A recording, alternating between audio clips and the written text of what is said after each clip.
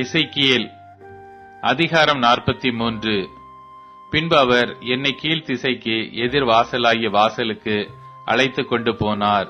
இதோ, இஸ்ரவேலின் தேவனுடைய மகிமை கீழ் திசையிலிருந்து வந்தது. அவருடைய சத்தம் பெரு வெள்ளத்தின் இரைச்சலை போல இருந்தது. அவருடைய மகிமையினால் பூமி பிரகாசித்தது. நான் கண்ட இந்த தரிசனம் நகரத்தை அழிக்க வந்தபோது கண்ட தரிசனம் போல இருந்தது. இந்த தரிசனங்கள் கேபார் நதி எண்டையிலே நான் கண்டிருந்த தரிசனத்தைப் போலும் இருந்தது. நான் முகங்குப்புற விழுந்தேன். கர்த்தருடைய மகிமை கீழ் திசைக்கு எதிரான வாசல் வழியாய் ஆலயத்துக்குள் பிரவேசித்தது. அப்பொழுது ஆவி என்னை எடுத்து உட்பிரகாரத்திலே கொண்டு போய் விட்டது. இதோ, கர்த்தருடைய மகிமை ஆலயத்தை நிரப்பிற்று. அவர் ஆலயத்திலிருந்து என்னோட பேசுகிறதை கேட்டேன். அந்த புருஷன் என் அண்டையிலே நின்றிருந்தார். அவர் என்னை நோக்கி, மனுபுத்திரனே, இது நான் இஸ்ரவேல் புத்திரரின் நடுவே என்றென்றைக்கும் வாசம் பண்ணும் என் சிங்காசனமும் என் பாதபீடத்தின் ஸ்தானமுமாயிருக்கிறது. இனி இஸ்ரவேல் வம்சத்தாரும் அவர்களுடைய ராஜாக்களும் என் பரிசுத்த நாமத்தை தங்கள் மேடைகளில் தங்கள் வேசித்தனத்தினாலும் தங்கள் ராஜாக்களின் பிரேதங்களினாலும் தீட்டுப்படுத்துவதில்லை. அவர்கள் எனக்கும் தங்களுக்கும் நடுவே ஒரு சுவர் இருக்கும்படி தங்கள் வாசற்படியை என் வாசற்படி அண்டையிலும் தங்கள் வாசல் நிலைகளை என் வாசல் நிலைகள் அண்டையிலும் சேர்த்து என் பரிசுத்த நாமத்தை தாங்கள் அருவருப்புகளினால் தீட்டுப்படுத்தினார்கள்.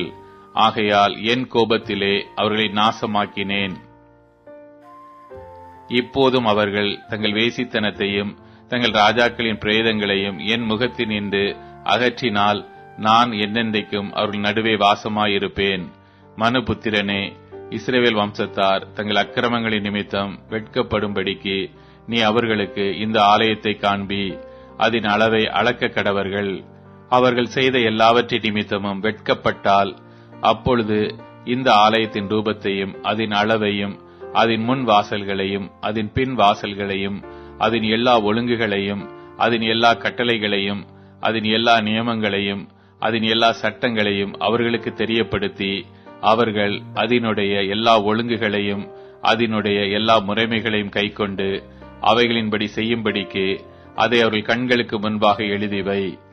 ஆலயத்தினுடைய பிரமாணம் என்னவென்றால், மலை உச்சியின் மேல் சுற்றிலும் அதன் எல்லை எங்கும் மிகவும் பரிசுத்தமாயிருக்கும்.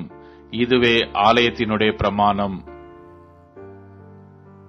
முழங்களின்படி அளக்கும் பலிபீடத்தின் அளவுகளாவன: ஒரு கை முழமும் 4 விரற்கடையும் கொண்டது 1 முழமாகும். அதன்படி சுற்றாதாரம் 1 முழ உயரமும் 1 முழ அகலமும் அதன் ஓரத்தை சுற்றிலுமுள்ள விளிம்பு 1 ஜானுமாயிருக்கும். இது பலிபீடத்தின் மேற்புறம். தரையில் இருக்கிற ஆதாரத்துவைக்கு கீழ்நிலை மட்டும் 2 முழமும் அகலம் 1 முழமும், சின்ன நிலை துவைக்கு பெரிய நிலை மட்டும் 4 முழமும் அகலம் 1 முழமுமாயிருக்கும். பலிபீடத்தின் சிகரம் 4 முழ உயரமாயிருக்கும். பலிபீடத்தின் சிகரத்துக்கு மேலே 4 கொம்புகள் இருக்கும். பலிபீடத்தின் சிகரம் 12 முழ நீளமும் 12 முழ அகலமும் தன் 4 பக்கங்களிலும் நார் சதுரமாயிருக்கும்.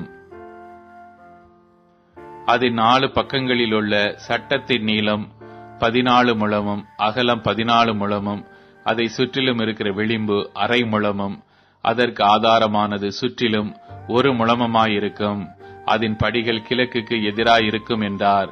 பின்னும் அவர் என்னை நோக்கி, மனுபுத்திரனே, கர்த்தராகிய ஆண்டவர் உரைக்கிறது என்னவென்றால், பலிபீடத்தை உண்டு பண்ணும் நாளிலே அதன் மேல் தகன பலி இடுகிறதற்கும் அதன் மேல் இரத்தம் தெளிக்கிறதற்குமான கட்டளைகள் ஆவன.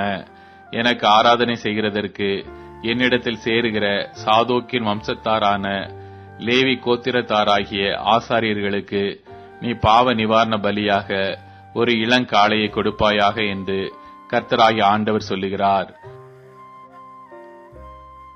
அதன் இரத்தத்தில் கொஞ்சம் எடுத்து அதன் 4 கொம்புகளிலும் சட்டத்தின் 4 கோடிகளிலும் சுற்றி இருக்கிற விளிம்பிலும் பூசி பாவ நிவர்த்தி செய்து அதை சுத்திகரித்து, பின்பு பாவ நிவாரணத்தின் காளையை கொண்டு போய் அதை ஆலயத்திலே பரிசுத்த ஸ்தலத்துக்கு புறம்பாக குறிக்கப்பட்ட இடத்திலே சுட்டெரிக்க வேண்டும். 2ஆம் நாளிலே பழுதற்ற ஒரு வெள்ளாட்டுக் கடாவை பாவ நிவாரணத்துக்காக பலியிடுவாயாக. அவர்கள் இளங்காலையிலே பலிபீடத்தை சுத்தி செய்தது போல பாவ நிவாரணம் செய்ய வேண்டும்.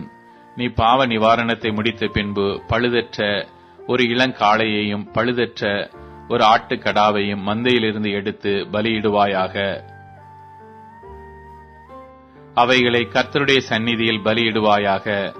ஆசாரியர்கள் அவைகளின் மேல் உப்பு தூவி அவைகளை கர்த்தருக்கு தகன பலியாக இடக்கடவர்கள். 7 நாள் வரைக்கும் தினந்தினம் பாவ நிவாரணத்துக்காக ஒரு வெள்ளாட்டு கடாவை படைப்பாயாக. பழுதற்றவைகளான இளங்காளையையும் மந்தையிலிருந்து எடுத்த ஆட்டுக்கடாவையும் படைப்பார்களாக. 7 நாள் வரைக்கும் பலிபீடத்தை பாவ நிவர்த்தி செய்து அதை சுத்திகரித்து பிரதிஷ்டை பண்ண கடவர்கள். அந்நாட்கள் முடிந்த பின்பு 8ஆம் நாள் முதல் ஆசாரியர்கள் பலிபீடத்தின் மேல் உங்கள் தகன பலிகளையும் உங்கள் சோத்திர பலிகளையும் படைப்பார்களாக. அப்பொழுது உங்களை அங்கீகரிப்பேன் என்று கர்த்தராகிய ஆண்டவர் சொல்லுகிறார்.